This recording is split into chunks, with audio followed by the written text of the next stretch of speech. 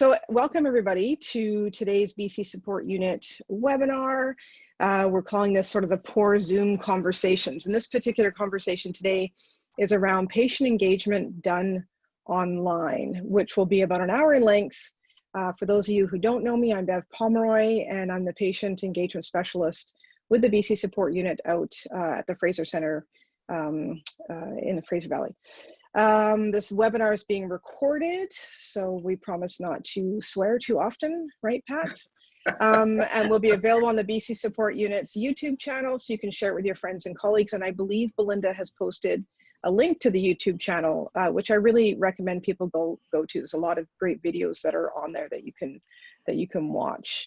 You may have noticed that we've muted you as you've joined the webinar to avoid background noise during the presentation, so your videos and your microphones are off. We encourage you to use the Q&A function to share questions for discussion at the end of the discussion, and the Q&A can be found at the bottom of your screen, and questions will be read aloud at that time. So you can go to, I guess, slide number 3 there, Belinda. I kind of ran over it.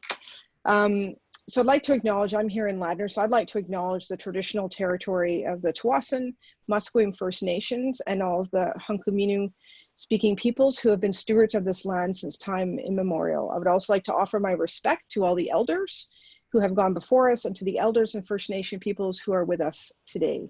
So I encourage you to please take a moment, if you'd like to, in the chat box to acknowledge the lands that you reside on today, if you'd like to. Slide number 4. This is kind of an overview of what we're going to be doing today. So I'm going to be moderating with our guests that are here having a conversation. So we're going to have an overview of patient-oriented research, a very small sort of snippet, but really it's about sharing with BC Support Unit patient partners and staff, you know, about moving face-to-face events to online events. I think we've all been in COVID now for several months. We're definitely learning as we go along. And then hearing about engaging patient partners using virtual tools. Next slide, Linda. So we have this amazing panel here, which I'm super excited to introduce. And I'm going to get each of you to introduce yourselves here. So maybe Noreen, can we start with you? Yes, I had to unmute. Hi, my name is Noreen Frisch. I'm from the School of Nursing at the University of Victoria. I am an emeritus professor right now. I work with the support unit in training and capacity development. And I've had lots of experience with online teaching and with running the online professional network InspireNet that we had going in BC for several years. And so I'm speaking from that perspective. Great, thanks Noreen. And Larry. Hi everybody, I'm Larry Mroz. I'm the research services lead at the support unit in the Vancouver office. I do a lot of patient engagement work. So I work with researchers and patient partners to help develop partnerships. And my background is health research. I did qualitative health research at School of Nursing at UBC for many, many years. And so I bring that lens to the work that I do. Thank you. And Annie.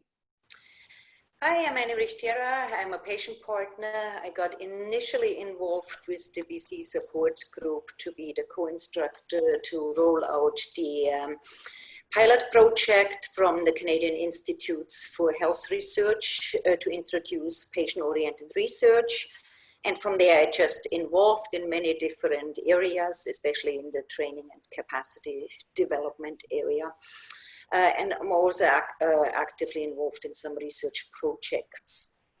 In terms of a lived experience as a patient, I live with blood cancer and a chronic pain syndrome, but I also bring the lens of the health professional to the table, as well as the immigrant.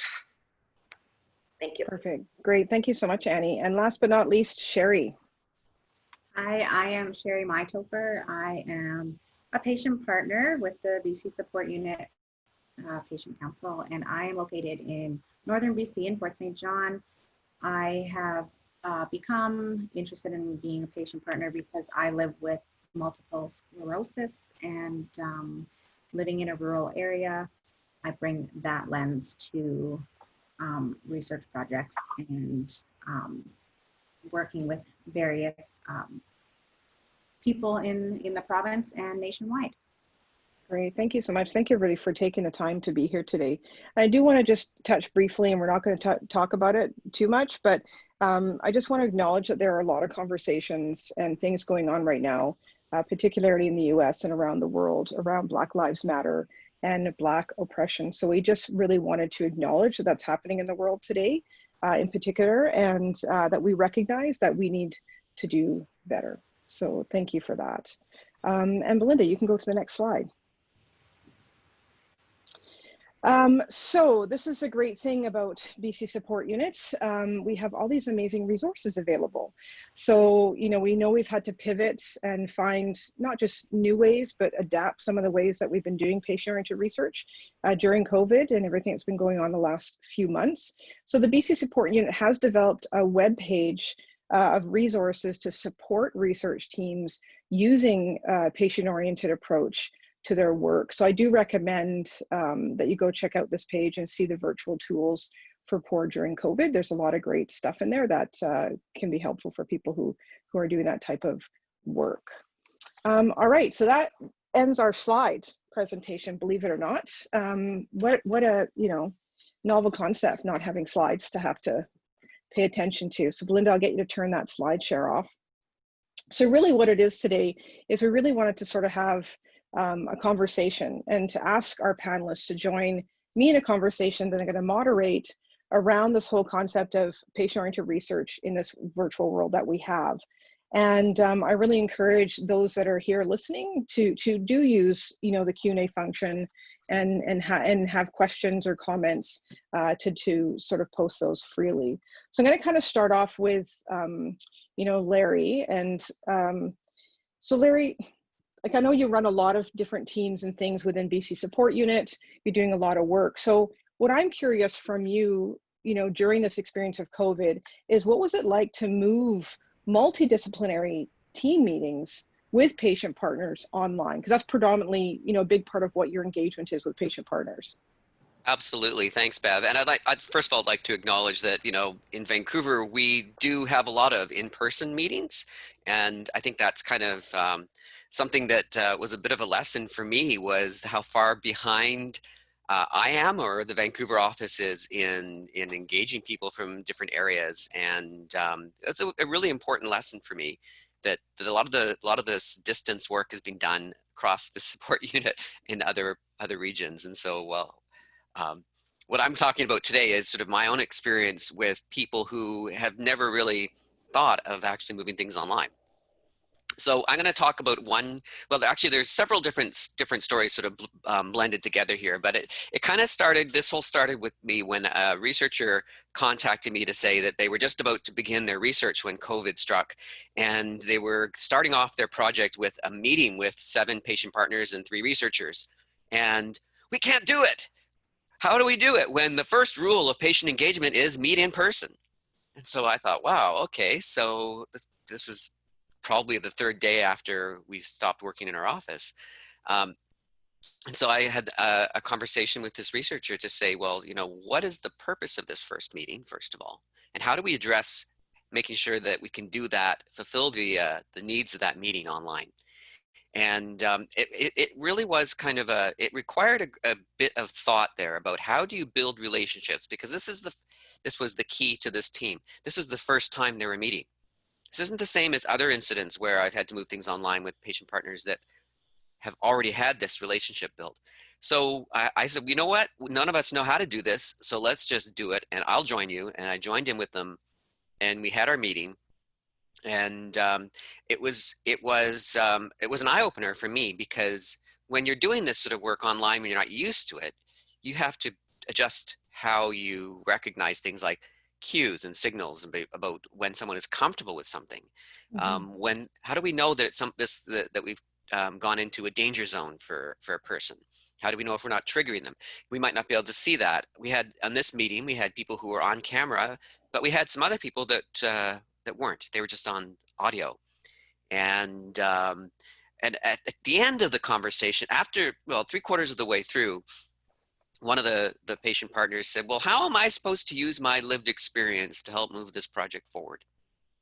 And that's when it kind of like it occurred to me that, you know, the basic premise here is underlying it all. That hasn't changed, right? And that is, what skills are we bringing to the table to move that lived experience into something really practical and actionable? So, you know, in a lot of ways, you know, my experience was just bringing me right back to the bedrock of what we do.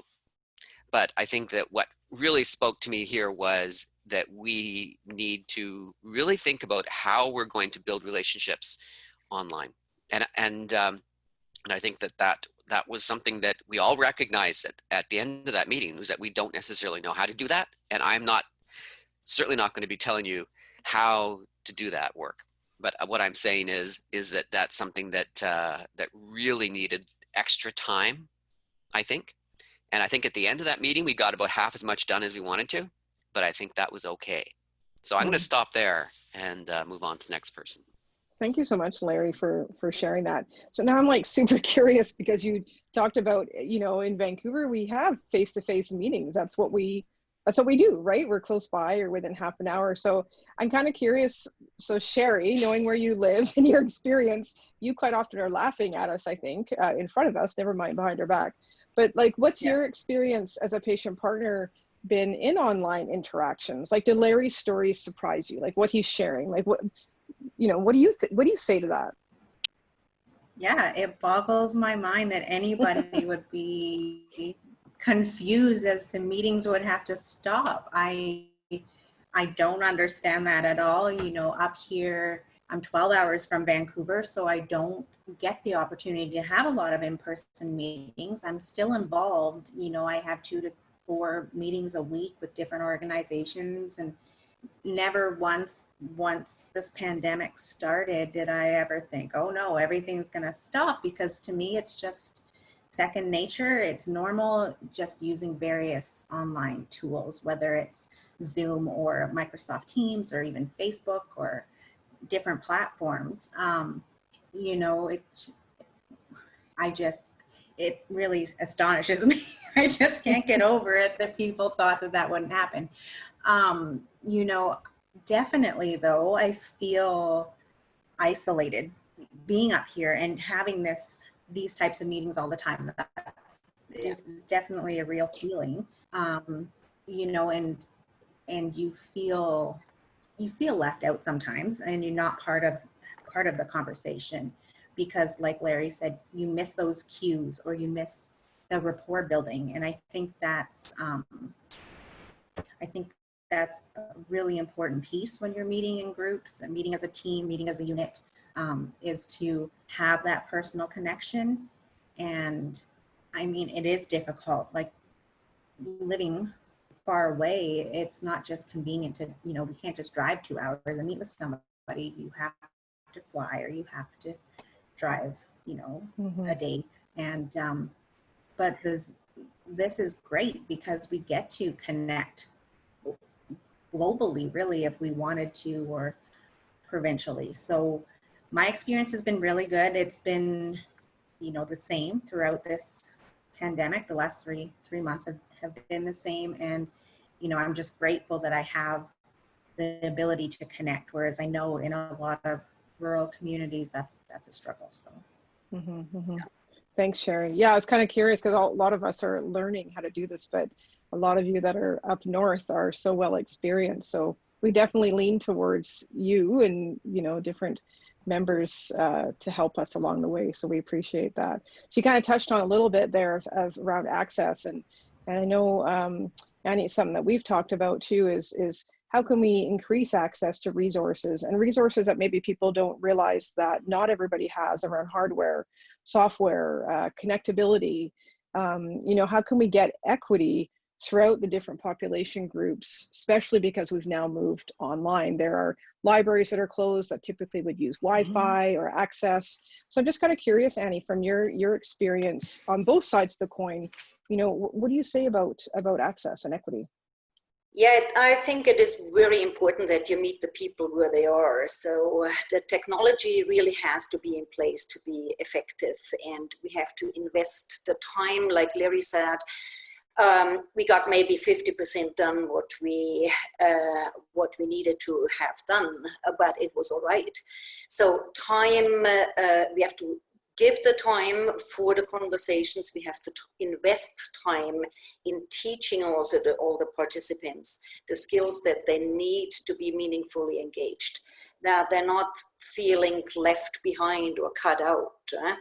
Like the pandemic that showed us that we can put resources, imagination, and especially if there's a willingness and the time into staying socially connected, even in the area of isolation. So we saw that iPads were donated and supplied to clients in care.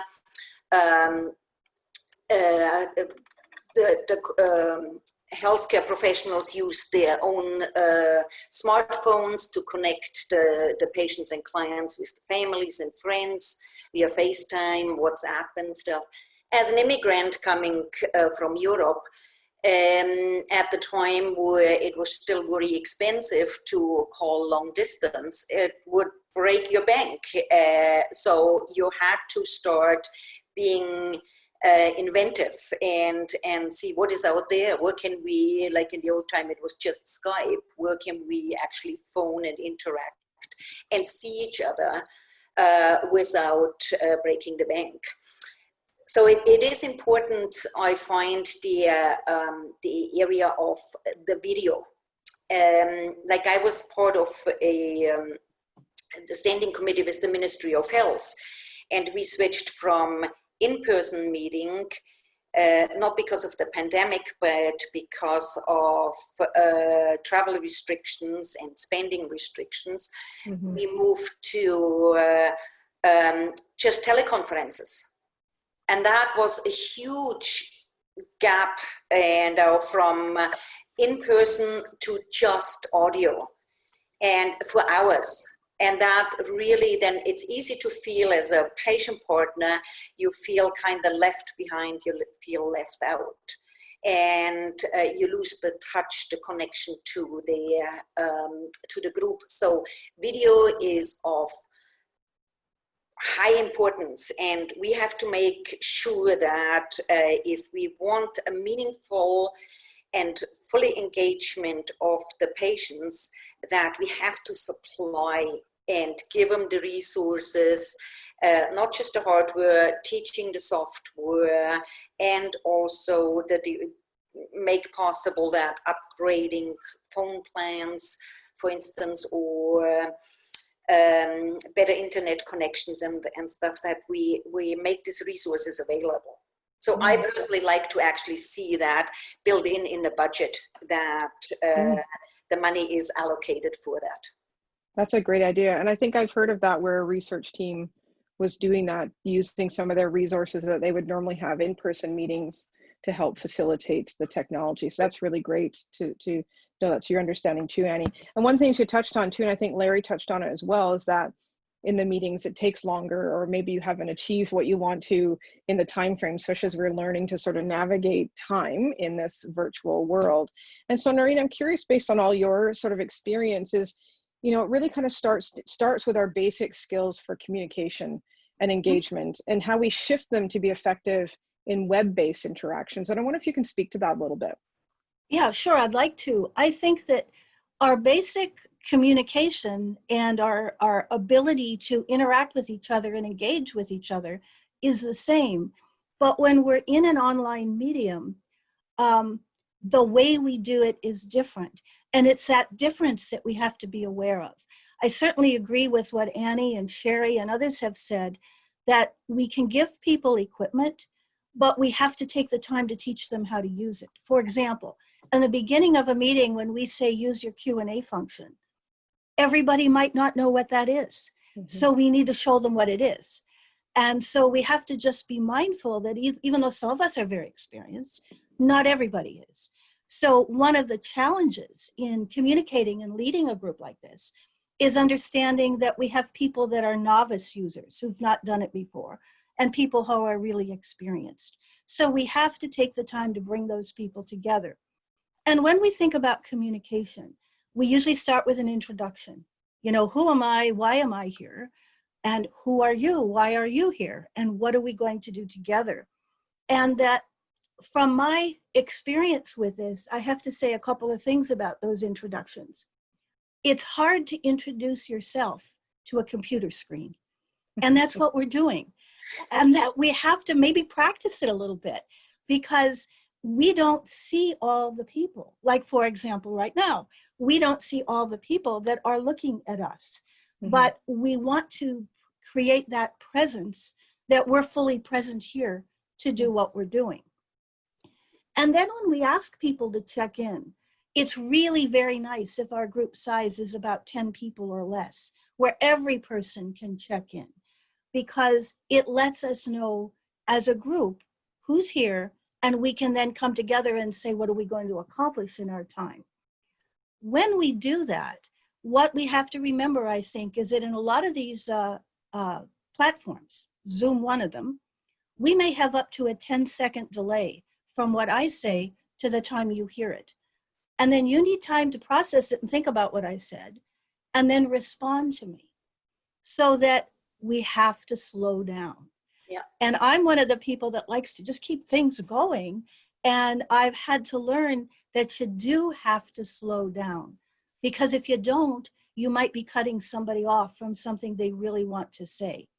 And whenever we talk about communication, we talk about how listening is really important and silence is okay. When we're in an online environment, it's even more important. So I tell people, and I try to keep reminding myself, live with that silence, because the time it takes to send a message for somebody to hear it and respond is going to take longer. So when you say you accomplished half of what you thought you were going to, I think that's pretty typical. So we have to start thinking about what can we really do in the amount of time we have. A couple of other things too about engaging people.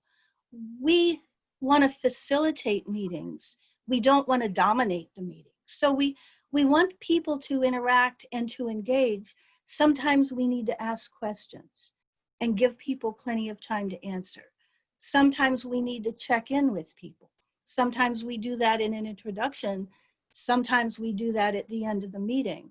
But I think those things are very important.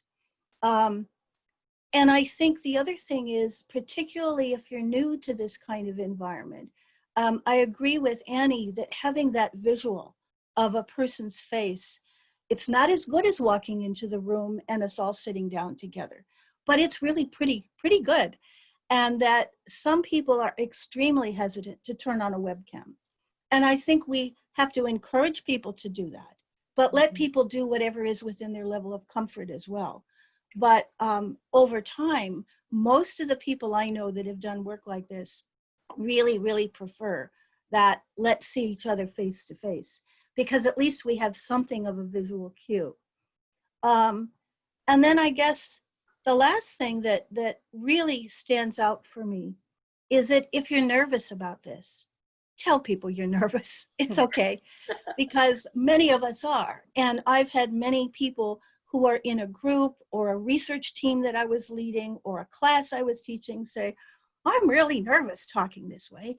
And once they say it, it makes things easier for them and for everyone else. Because what we really want is for people to engage and to figure out then at the end of maybe a first meeting, how they're going to engage in other meetings and what they can accomplish together. So I think those are my thoughts. Those are amazing thoughts, Noreen. I'm so glad that we've recorded this, because I'm going to go back and want to hear all that again. And I like the idea of slowing down and be present. And I think that you're right. We kind of want to hurry up and get to the next thing, or we think something's going to cut out. And I think that's really really great to know. And then that kind of brings me to the piece around engagement. And Sherri, I'm just kind of curious, because you are sort of the expert here for online. You know, you've been doing it for a long time, a lot longer than most of us. And I'm just wondering, like, listen to what Noreen's saying, and she's slowing down and being present. And I love everything that she's just shared. What in your experience, would you suggest to keep attendees engaged and interested during an event, right? So knowing all those different components are necessary.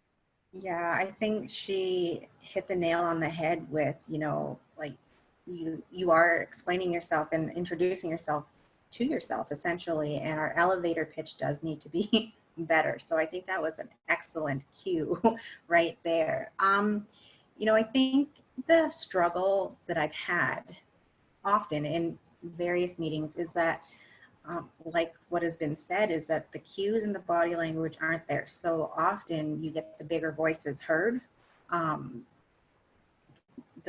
moderator or whoever is not able to maybe interpret that somebody wants to speak. And I think that's a huge struggle. And people are shy. So people don't want to speak. They want to just maybe be on the phone, or they don't want to have their camera on because they don't like the way they look, or whatever the case is. So I think that's it's difficult. I think that's the biggest thing, is getting your voice heard and being a part of it, and feeling that the time that you've given was well used. You don't want to be a part of a panel and then not have your voice heard. So I think to keep people engaged, like the chat, the Q&As are amazing. And for the people that are a little bit more reserved, doing like fun polls or using the whiteboards, I find those are really engaging. Mm-hmm. And people can voice their opinion, and it can be anonymous. And I think those are the two things that I have seen that are well received. So I think to keep people engaged and keep people wanting to be part of it, within their own comfort level, if they can't speak, or that's the perk from working from home. Are you getting pizza delivered, Sherri?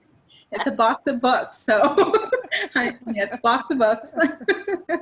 But anyways, that's kind of what if I can add something to it. Yeah, sure, Annie. It was like, I find like for virtual meetings to be really effective, it is important to have a good moderator. And monitors, so maybe even multiple people to monitor the chats, the hand signals, to make sure what Sherri said, that everybody has a possibility to speak. And so checking in with everybody with like a round table, and especially pausing to give time for the answer, and then give somebody else an opportunity maybe to chime in. And even in the beginning, waiting till people find the unmute button, and also like monitor the time. So that's a huge task in moderating online meetings. Mm-hmm. And even in the beginning, allow enough time for everyone to connect. So like we did this today. So just waiting a bit and make sure people have the chance. Not everybody has high-speed internet to be able to right away. Yeah, Larry, you had something to say about that. Yeah, I just wanted to jump in and say, one of the things that is really helpful for me is to take that few moments at the beginning to really get a sense of how everyone's feeling. This is our unusual times. I do that I try to do that with other meetings that I'm involved in, with work meetings as well.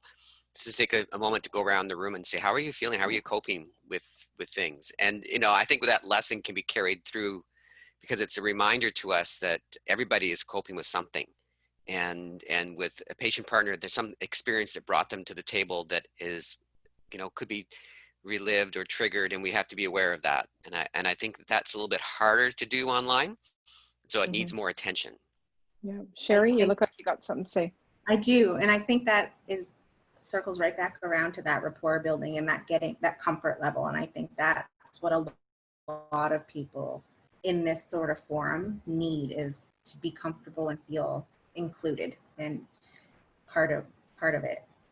Definitely. I wonder too, like I'm going to kind of go to another question, but I wonder too, there's our poll. 93% of the people involved are into dogs. Oh my goodness, that's awesome. Yay. No, I guess too, like, because we're going to talk a little bit about like who's not in this space and who we're missing. But I think too, in our conversation, something that dawned on me today is also giving somebody the opportunity to opt out, that they don't have to share in that moment. And it's something that I was reminded of today, that I hadn't really considered prior to this, conversation we're having today. So I'm just kind of curious, because this is important, I think, to talk about, and I'm going to direct it towards Annie, but anybody in the panel, feel free to chime in. Is I want to know who isn't in the digital space during COVID. So, we are of privilege. There are a lot of community centers and libraries that are not open. Never mind, we're kind of entrenched in the world of poor. So I'm just kind of curious, like, who isn't in the digital space during COVID? Like, do any of you have that sort of insight and want to share around that? Yeah, we definitely have to look at minority groups. Like I said, especially when we look at rural and remote areas, and not everybody has a computer, not everybody has a smartphone, and not everybody has necessarily the internet connections in their homes. So they often, like you said, they use community center libraries to connect virtually, and or their health centers. So we have to be aware of that, and or like the other problem quite often is that not everybody has maybe a quiet space where they can join. So it may be a very busy household, many families living in one house. As I worked up in Nunavut, that was totally the case. So there's an open door policy, and you have to be inventive and like I said, a willingness to find ways that can work, that all the participants can be involved. Mm-hmm. That's a great point. Anybody else? Yeah, Noreen. Yeah, I'd like to talk not about the people who don't have all the connections, people that have the connections, but don't want to participate in the way that we might be thinking, that you have to be online, you have to have your webcam on, you have to be asking questions, you have to be answering questions. And if you're not there, because I don't believe that's really true. We had a graduate student that worked with Pat Atherton and myself who looked at the experience of our InspireNet network. And we found that people that just come in to listen, they just want to get some information, they may get a great deal out of being there and listening. And so that if that's their comfort level, just let them do it for a while. And that over time, they might be ready to say something or to contribute in a different way. But it's probably best for us, especially in an online environment, not to tell people what they have to do, but to welcome people and let them do what they can to whatever level of comfort they have. Because some of these people want to get a feel for patient engagement or patient-oriented research, and they need to go away and think about it for a while. And then they'll come back, and that's okay. Unless you're having a closed meeting for some other, really particular purpose, it's okay for people to do that. Because I think in the beginning with some of this work, we try to encourage people to do all sorts of things that they weren't quite ready to do. And that's not so good. Yeah. No, those are all really great points, Noreen and Annie. Thanks for sharing that. Which kind of brings me to, I guess, maybe one of our sort of last questions before we open it up to everybody else is knowing that, that people do communicate in different ways, and online environment's no different. I have found over the last 3 months that we've definitely sort of humanized our meetings a lot more than if we were sitting in a boardroom. So there are some advantages for sure. And so I'm curious, for those that have done this or tried this, have you tried the chat rooms? And do you think those little chat rooms or breakout rooms in Zoom or other online platforms are effective? Do you think that's a way for people to have sort of smaller group conversations that perhaps, would help people contribute in different ways? I have used those in another group, And I felt the same way, is that there was still the same people that didn't want to speak. And I feel, even though it was a smaller group, for me personally, it wasn't beneficial. So in that particular group, I do feel, like Noreen said, people that don't want to speak, or maybe, like I said, are a bit more reserved, might be better. But my personal experience, it wasn't beneficial for that specific meeting. Anybody else want to speak towards that? Sure, I'll jump in because I've had a couple of experiences, actually a few, using breakout rooms in Zoom, and I've had the same experience that Sherri just talked about, where, and this was with researchers, where some of them just did not, going into a smaller room did not give them more impetus or more skills, whatever, to communicate. It just didn't happen. But then the opposite has also happened too, where getting into a small room and getting some of the patient partners by themselves, for example, and not with a researcher around, allowed them to speak more. But overall, I would say, why are you using the breakout room? It's an added layer of technology that's going to take time and can be disruptive to the meeting. So if you're going to use it, make sure you're using it wisely. Exactly. Yeah. And that kind of leads me to talk about too, a little bit about using wikis or ECOPs, in conjunction with your Zoom meetings or your Zoom chats, like having some sort of complementary technology or complementary platform for a live conversation where you also house other information, or you can continue the conversation. I'm wondering if anybody has any thoughts about that in your experience. Yeah, Noreen? Yeah, I do as a researcher. We did a research project that lasted 18 months. We had about 10 people working on it.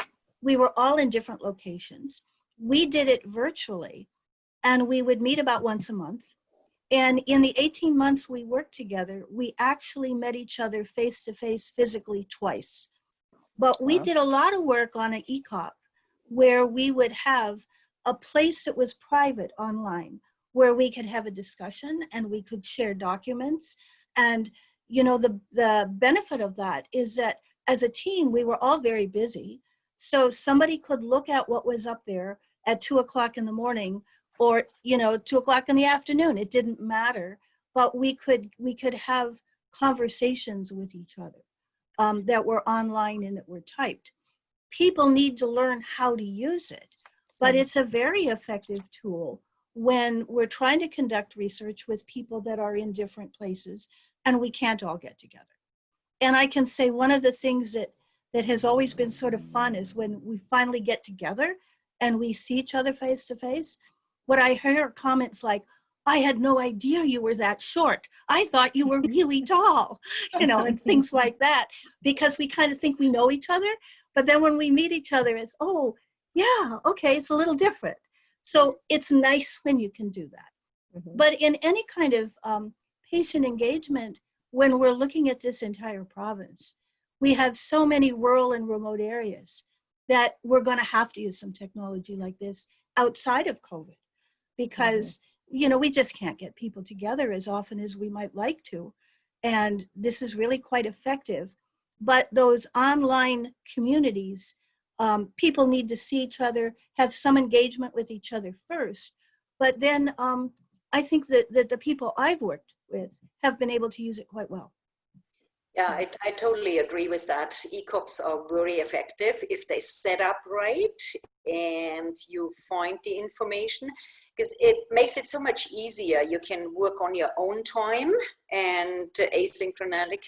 And also, you don't have to look through a whole list of emails trying to find the thread again and stuff. It saves a lot of time. So, and like I said, especially that you can work on your own time when you find the time doing it. Well, that's great. And such great information. I've learned so much, even though we had this conversation ourselves before we set this up, but I've learned so much. Thank you all for participating.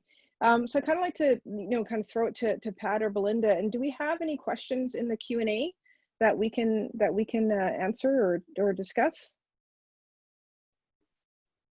Sorry, I'm just looking. I don't see any questions. There's some dialogue in the Q&A, see that. Yeah. in the chat, I should say. If any of our attendees would like to submit a question, our panelists would be happy to answer them. Or if you would like to contribute via the chat using your keyboard, you're welcome to as well. Yeah, feel free if anybody wants to ask a question or just share their thought or what have you. And I guess maybe I'll just do a round table and see, you know, sort of final thoughts, final words. Maybe Larry, we'll start with you. Well, you know, one thing that I hadn't really thought about before, and I think it was a conversation with Noreen that sort of brought that to light, is that, you know, when you're doing this work, you're inviting people into your home. You know, we had Sherri's doorbell ring, and I've got some activity going on behind me. My dog keeps coming in and saying, "What are you doing? What are you doing? Why are you talking?" Oh, it's your dog. I was wondering whose dog it was. My dog keeps doing that. But, you know, and then I have to show everybody my dirty, not dirty, but my messy bookshelf behind me. So I should fix it, but, you know, that's me. So you're exposing yourself in a different way when you're doing this online. And I think that's something that we need to consider. Yeah, yeah. Sherri? Yeah, I agree with Larry. It's, you know, me doing this so often remotely and online, you know, I get to see into other people's homes or they see into mine, you know, depending on where you're sitting and whatnot. And I think that's kind of been a neat little thing to see, like, hey, like these people are real. It's not just, you know, a white wall, or it's not just their little head on a screen. You know, I definitely do miss the interpersonal interaction. You know, there is a little bit of isolation. There's a little bit of burnout having these meetings all the time like this, but overall, it's really great experience to be able to connect virtually like we have been. Anni, what are your sort of final thoughts on that? Yeah, I agree with what was said, but I find also it's important if you're in a virtual team and you really want to kind of like grow together and work together, that you have to be able to make yourself available. So it was different. I know when I teach online with my students, it's I do share like my phone number. I do share my email address and stuff, not just the work email address and stuff. So you put yourself out there, you open it up, or like Larry said, you're showing your home as well and stuff. But that's also fosters then the connections, the interpersonal connections. We do not have as much online as we have meeting in person and stuff. I still miss in-person meetings, I have to admit. Yeah, me too. And Noreen, what are your final thoughts? My thought is I have to get on unmute faster. I know someone needs to put that on a keyboard somewhere. Yeah. Anyway, I mean, I think I agree with a lot of the things other people have already said. I think this idea of entering somebody's home is what humanizes all of us. You know, we're all here, and I have a little dog that happens to be asleep and not barking right now. But, you know, it's here we are, we're at home, and yet we're still connecting, and we're real people. We have a background that is, you know, whatever it is in our house, or one like Pat has that she's chosen to you know, have. But I think all we're talking about is human to human interaction.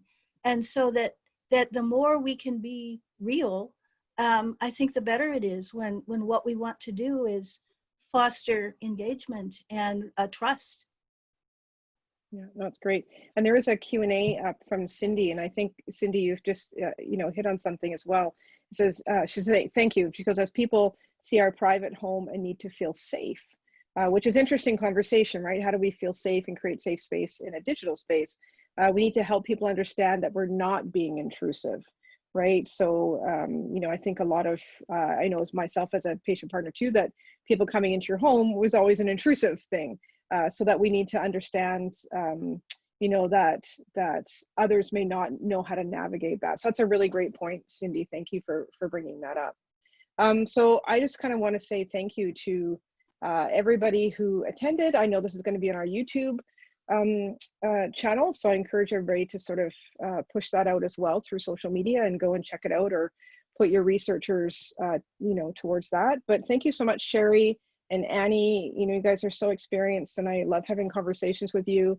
And Larry and Noreen, you both have such a wealth of information and experience. So thank you, everybody, for coming and participating in today's sort of chat. And Pat, I'll sort of hand it over to you. Are you going to wrap it up? I am, and how I'm going to wrap it up is by taking my hat off, my virtual hat off, to you, Bev Pomeroy. Thank you very much for an excellent job moderating. Thank you. And I'll just say that I'm not sharing my house with you because I don't want you to see what's in my house. I'm not sharing my house with you because I'm moving right now and it's a disaster area, and I thought you'd rather see a heron than moving boxes. So I just thought I'd point that out. So thank you, Bev, very much. And thank you, Sherri and Annie, participating as our patient partners, and Larry and Noreen chipping in as always, doing yeoman's duty in sharing your great knowledge. And of course, Belinda, thank you for all of your support in making sure these webinars go smoothly. You are a rock star. So on behalf of the BC Support Unit, I say thank you to you all. Yeah, thank you, everybody. And I think we're done. So on with your days, everyone. I hope you have very pleasant days wherever you are, and stay safe. Thanks, you guys. Thank you. Bye-bye now. Take care, everyone.